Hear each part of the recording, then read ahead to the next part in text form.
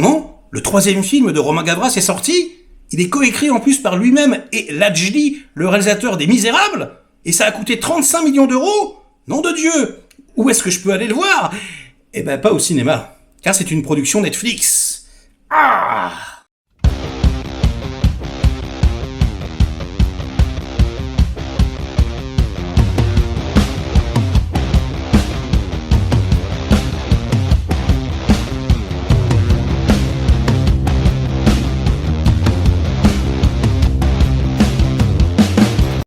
Salut les cinéphages, c'est Merege, et aujourd'hui, événement, courtrage mais power, j'ai envie de vous dire, le 3e long métrage de Romain Gavras est disponible sur Netflix. Enfin, il a fait grand bruit, on l'a attendu très longtemps, il était en sélection officielle à la Mostra de Venise cette année. Athéna, évidemment, avec Alexis Manati, que je salue au passage, Dali Ben Salah, Sami Slimane, Wassini Mbarek et également Anthony Bajon. Donc c'est un casting avec des têtes connues et d'autres pas vraiment quoi. Et puis surtout, énormément de figurants, plus de 300 qu'ils ont dirigé comme ça pendant des mois, pendant je crois 2 mois intensifs. Ça a été filmé au cœur de Évry-Courcouronnes et toute la cité utilisée est devenue un énorme plateau de tournage. Alors, c'est un véritable tour de force techniquement. C'est hallucinant. Il y a des plans séquences à foison. Alors voilà, des transitions parfois sont faites par ordinateur. Il y a des effets spéciaux. Ça se voit pas tellement. Franchement, c'est très très bien fait. Mais surtout, ça commence avec un plan séquence particulièrement intense. Une sorte de pré-générique, donc du tout début du film jusqu'à l'apparition du titre. Ça dure, je pense, une dizaine de minutes. C'est assez hallucinant. Ça nous présente le contexte. Ça nous présente évidemment la géographie, voir comment entre la police et les jeunes de banlieue, c'est en fait extrêmement proche.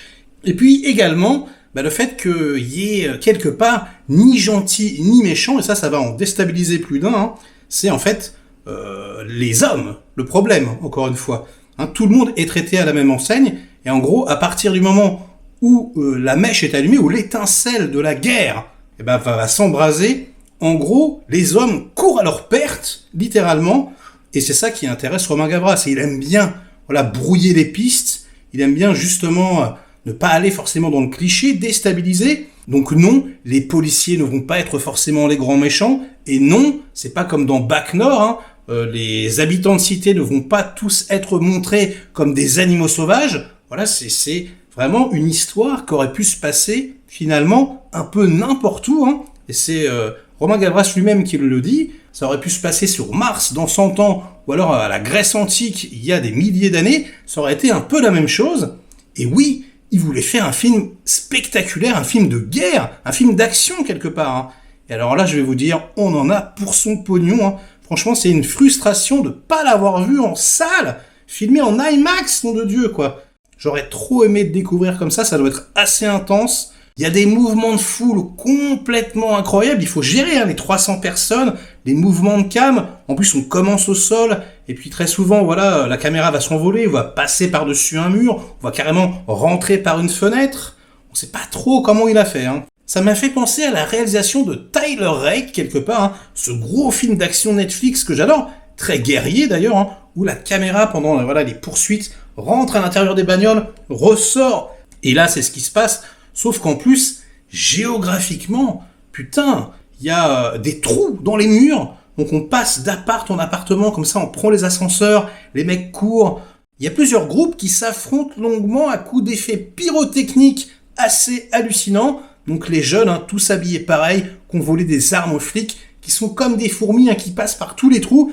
Et puis les flics, les CRS qui prennent des cocktails Molotov, qui essayent de riposter, qui eux sont un peu largués, quoi. En fait, en gros, ils essaient de rentrer dans Athènes, parce que la cité s'appelle Athéna, et puis on a ces guerriers entre guillemets qui essayent de les empêcher d'y arriver. Au bout d'un moment, léger spoil, ils vont choper un flic, ils vont le faire rentrer dans la cité, et en gros, ils menacent de l'exécuter si ils n'obtiennent pas ce qu'ils veulent, et ce qu'ils veulent, c'est en gros les responsables en fait d'une bavure policière qui est responsable donc de l'étincelle, de l'embrasement. Voilà, un jeune qui s'est fait tuer très très jeune. donc le frère des 3 héros du film, en gros, hein. Et voilà, il leur demande d'amener les responsables, ou sinon, il le dessoude. Donc c'est vraiment ça le noyau du problème. Et du coup, on enchaîne vraiment, les scènes d'action, les scènes de pression. On va s'intéresser également aux 3 frères qui n'ont absolument rien à voir, qui représentent 3 pôles, 3 générations différentes. On va dire le plus vieux qui est Narvalo, qui est cocaïnomane, qui a choisi la voie du crime, qui est complètement barjot. On a celui du milieu qui est lui militaire, qui croit, à la possibilité de paix dans ce marasme ambiant. Et puis on a le plus jeune qui lui est un jeune chien fou, on va dire qui est un peu le leader comme ça de tout ce merdier. C'est lui qui balance le premier cocktail Molotov. Tout le monde semble l'écouter, comme si c'était une sorte de leader naturel.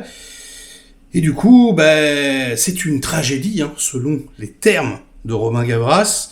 Et vous savez comment ça se finit, une tragédie. J'ai pas besoin de spoiler. Ça va, a priori, mal se terminer, très mal.